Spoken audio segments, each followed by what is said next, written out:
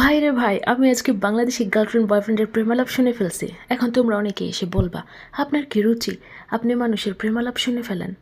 আহা, আমি কি শুনতে গিয়েছি, আমার কানে চলে এসেছে, সেই কারণেই তো আমি শুনে ফেলেছি। So hello everyone, this is Lima from Lima's emotions. কেমন আছো তোমরা সবাই? আশা রাখছি অনেক বেশি ভালো আছো। সো আজকে অনেক দিন পরে বাসে করে কোথাও একটা যাচ্ছি এবং ওয়েদারটা এত বেশি চমৎকার ছিল যে বলার মতো না। আর একটা মজার বিষয় তোমাদের সাথে শেয়ার করব। শুরুতেই একটুখানি হিংস দিয়ে নিয়েছি, তো হ্যাঁ একটু বলে নেই যে আমি এখন কোথায় যাচ্ছি। আমি যাচ্ছি ইএসজিতে, যেখানে যাওয়ার প্রধান উদ্দেশ্য হচ্ছে দুইটা। আমি হচ্ছে হেয়ার ড্রায়ার কিনবো এবং ট্রিমার কিনবো। তো এই কারণেই আসলে যাওয়া। তো আমি প্রথমেই সাজেশনটা পেয়েছিলাম 19 ইউরোর, মানে কেউ একজন আমাকে 19 ইউরোর কথা বলেছিল এবং আমি যথারীতি 19 ইউরোতে যাচ্ছি এখন। সো ভিতরে প্রবেশ করেই, হ্যাঁ বাই দ্য ওয়ে বলছি তো তোমাদেরকে সেই ঘটনা সম্পর্কে